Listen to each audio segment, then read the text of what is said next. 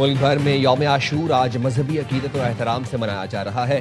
شہدائے کربلا کی لازوال قربانیوں کو خراج عقیدت پیش کرنے کے لیے ملک کے چھوٹے بڑے شہروں میں شبیہ ذوالجناح، تعزیے اور علم کے جلوس برآمد کیے جا رہے ہیں۔ کربلا کے شہداء کو خراج عقیدت پیش کرنے کے لیے مجالس بھی منعقد کی جا رہی ہیں، جس میں علماء کرام اور ذاکرین فلسفہ شہادت اور سانحہ کربلا کے مختلف پہلوؤں کو اجاگر کریں گے۔ اس موقع پر سیکیورٹی کے انتہائی سخت انتظامات کیے گئے ہیں۔ جلوسوں کے راستوں پر پولیس اور رینجرز کی بھاری نفری تعینات کی گئی ہے۔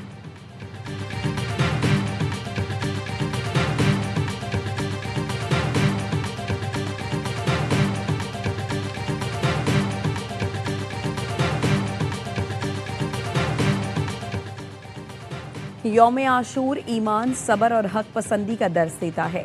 وزیر اعظم شہباز شریف کا یوم عاشور پر قوم کے نام پیغام، کہا واقعہ کربلا پیغام دیتا ہے اصولوں کی پاسداری مہذب معاشرے کی بنیاد ہے۔ انفرادی اور اجتماعی زندگیوں میں عدل، صبر اور ذمہ داری کو فروغ دینا ہوگا۔ اختلافات اور انتشار کے بجائے باہمی احترام اور رواداری کو مضبوط بنایا جائے۔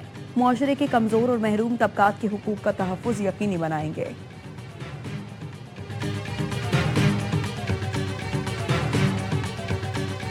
ایران نے آبِ ہرمز سے $40 ارب سالانہ آمدنی کا منصوبہ بنا لیا۔ وال اسٹریٹ جرنل کی رپورٹ کے مطابق بحری جہازوں کو راستوں کی نشاندہی، ان کی حفاظت یقینی بنانے اور ماحولیاتی خدمات کے عوض فیس وصول کی جائے گی۔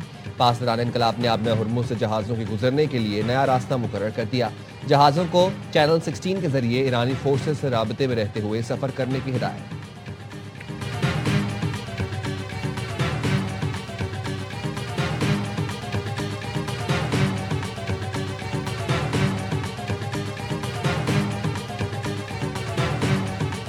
Our relationship with Oman is fine. I mean, ultimately, there's not going to be any fees or tolls. Zero support among the Gulf countries for any sort of toll and the charges for the use of international waters. Aware of any money, nor have we agreed for any money to be transferred. آپ نے Hormuz پر کوئی face نہیں ہوگی۔ بحری جہازوں کی بلا تعطل نقل و حرکت پہلی شرط ہے۔ جہازوں کی آمد و رفت رکنا معاہدے کی خلاف ورزی ہوگی۔ امریکی وزیر خارجہ مارکو روبیو کی بحرین میں میڈیا سے گفتگو، کہا خلیجی ملکوں نے آبِ ہرمز سے ٹول ٹیکس یا فیس لینے کی حمایت نہیں کی، ان کے تحفظات پر سنجیدگی سے غور کیا جائے گا۔ آبِ ہرمز کو تنازع سے پہلے کی طرح دیکھنا چاہتے ہیں۔ جی سی سی وزرائے خارجہ اجلاس سے خطاب میں کہا، امریکہ خلیجی اتحادیوں کی سلامتی پر کوئی سمجھوتا نہیں کرے گا۔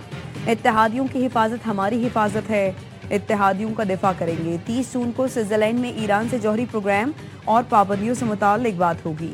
یقینی بنائیں گے کہ اتحادیوں کے مفادات کے خلاف کوئی فیصلہ نہ ہو۔ آبِ ہرمز کی سیکیورٹی یقینی بنائی جائے گی۔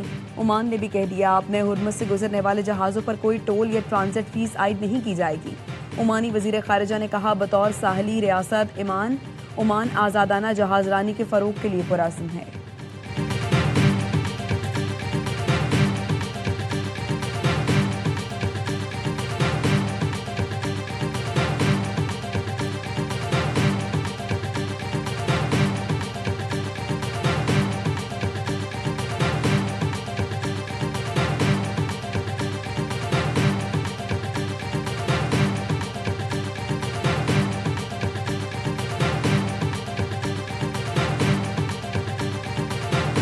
وینزویلا میں تباہ کن زلزلہ، 188 اموات رپورٹ، ہزاروں زخمی، 40 سیکنڈ کے وقفے سے 2 طاقتور زلزلے آئے۔ 7.2 اور 7.5 شدت کے جھٹکوں نے لاگویرا شہر میں عمارتیں مٹی کا ڈھیر بنا دیں۔ کراکس اور دیگر علاقوں میں بھی عمارتیں زمین بوس، ملبے تلے دبے لوگ مدد کے لیے پکار رہے ہیں۔ ہلاکتیں 10,000 سے زائد ہونے کا خدشہ ظاہر کیا جا رہا ہے۔ 11,000 سے زائد افراد لاپتہ ہیں۔ سڑکوں اور عمارتوں میں خطرناک دراڑیں پڑ گئیں۔ ایمرجنسی نافذ، تعلیمی سرگرمیاں اور ٹرین سروسز معطل۔ شدید نقصان کے باعث وینزویلا کا مرکزی ایئرپورٹ بھی بند کر دیا گیا۔ زلزلے کا مرکز دارالحکومت کراکس سے 284 کلومیٹر مشرق میں تھا۔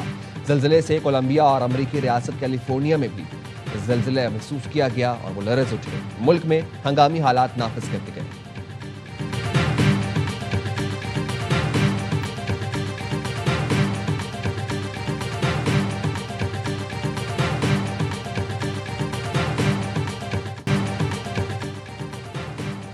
امریکی صدر کا زلزلے سے متاثر وینزویلا کی مدد کا اعلان۔ صدر ٹرمپ نے کہا، امریکہ مدد کے لیے تیار ہے، ہم اپنے نئے اور عظیم دوستوں کے ساتھ کھڑے ہوں گے۔ پاکستان کا بھی وینزویلا میں زلزلے سے تباہی پر افسوس کا اظہار۔ صدر آصف زرداری نے کہا زلزلے سے ہونے والی تباہی اور جانی نقصان پر گہرا دکھ ہوا۔ وزیر اعظم نے ایکس پر لکھا اس مشکل وقت میں وینزویلا کے ساتھ ہیں۔ روس کے صدر پیوٹن نے کہا مشکل وقت میں وینزویلا کے عوام کے ساتھ ہیں۔ روس کی امدادی ٹیمیں متاثرہ علاقوں میں پہنچ گئیں۔ فرانس کے صدر ایمانوئل میکرون کا کہنا ہے امدادی کارروائیوں کے لیے 85 ماہرین کی ٹیم فوری وینزویلا بھیجی جا رہی ہے۔ سوئٹزرلینڈ، اسپین اور نیدرلینڈز کی حکومت نے بھی ریسکیو مشن اور امدادی سامان بھیجنے کا اعلان کیا ہے۔ اقوام متحدہ کا عالمی برادری سے وینزویلا کی فوری امداد کا مطالبہ۔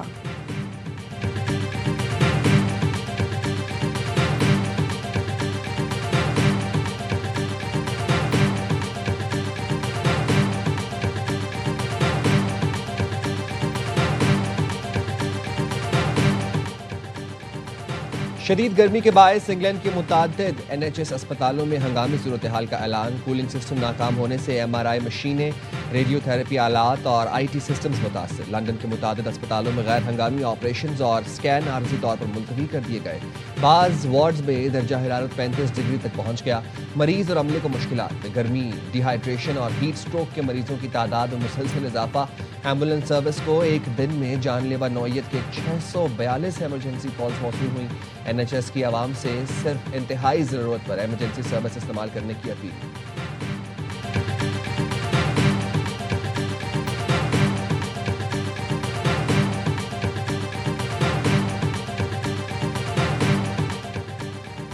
خلیجی تعاون کونسل اور امریکہ کا لبنان میں غیر سرکاری مسلح گروہوں کو مکمل غیر مسلح ہونے کا مطالبہ۔ لبنان سے متعلق مذاکراتی عمل کو دیگر تنازعات کے نتائج سے مشروط نہ کرنے پر زور۔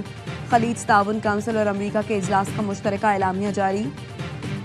غزہ سے کسی کو جبری بے دخل نہیں کیا جائے گا، جانے والے کو واپسی کا حق حاصل ہوگا۔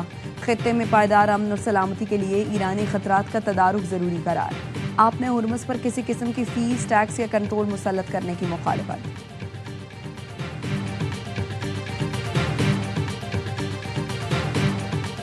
ایران سے کشیدگی میں کمی کے لیے دوحہ میں مواصلاتی چینل قائم کرنے پر اتفاق ہوا۔ امریکی نائب صدر JD وینس کہتے ہیں ایران کی پاسداران انقلاب اور امریکی سینٹرل کمان کے حکام براہ راست ملاقات کر کے تنازعات حل کریں گے۔ UAE نے بھی پاسداران انقلاب کے ساتھ پہلی بار براہ راست رابطے شروع کیے ہیں۔ مقصد خطے میں کشیدگی کم کرنا ہے۔ امریکی وزیر خزانہ اسکاٹ بیسنٹ نے بتایا ایران کے منجمد فنڈ کی نگرانی کے لیے دوحہ میں ادارہ قائم ہوگا۔ فنڈ سے خوراک اور دوائیں خریدی جائیں گی۔ تہران نے منجمد اثاثوں سے متعلق امریکی دعوے مسترد کر دیے۔ باقر غالباف نے کہا امریکہ کے پاس برآمد کرنے کے لیے صرف ٹوٹے وعدے اور فضول باتیں ہیں۔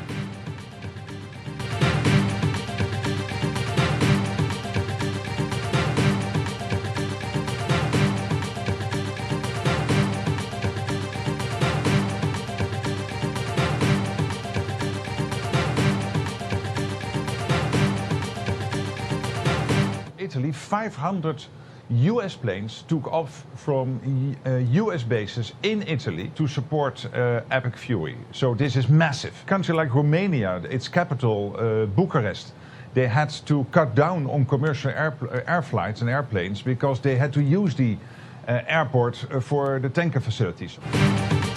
یورپی اتحادی ایپک فیوری میں امریکہ کے ساتھ تھے۔ اٹلی نے اپنی سرزمین پر موجود امریکی اڈوں سے 500 امریکی طیاروں کو پرواز کی اجازت دی۔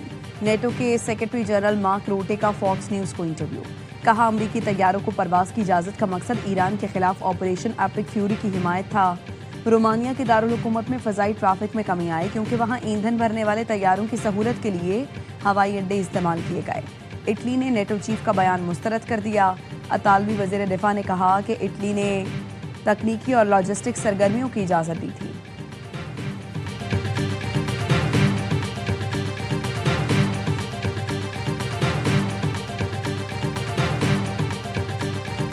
ایران کے خلاف حملوں میں شریک نیٹو ملک وضاحت دیں۔ ایرانی وزارت خارجہ کے ترجمان اسماعیل بقائی کا نیٹو سیکرٹری جنرل کے بیان پر سخت رد عمل۔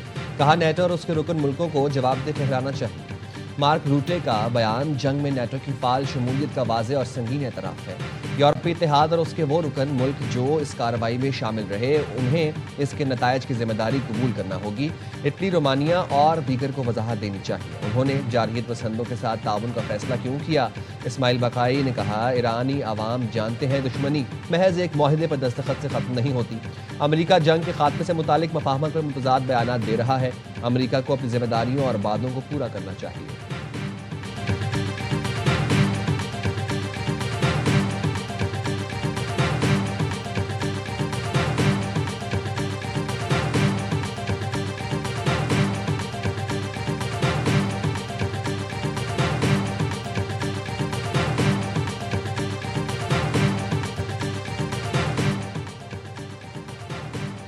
اسلام آباد کے ایک گھر سے انسانی اعضاء اور مبینہ انسانی گوشت ملا. FIA کا سیکٹر F7 میں گھر پر چھاپا. ذرائع نے بتایا انسانی اعضاء کی مبینہ سمگلنگ میں ملوث 5 افراد گرفتار کر لیے. گرفتار افراد میں سے 3 غیر ملکی شہری ہیں. انسانی اعضاء کو فورینزک جانچ کے لیے بھجوا دیا گیا. پاکستانی شہری غیر ملکیوں کے ساتھ بطور ڈرائیور اور سپلائی ورکر کام کر رہے تھے. FIA نے تمام ملزمان کو مزید تفتیش کے لیے نامعلوم مقام پر منتقل کر دیا.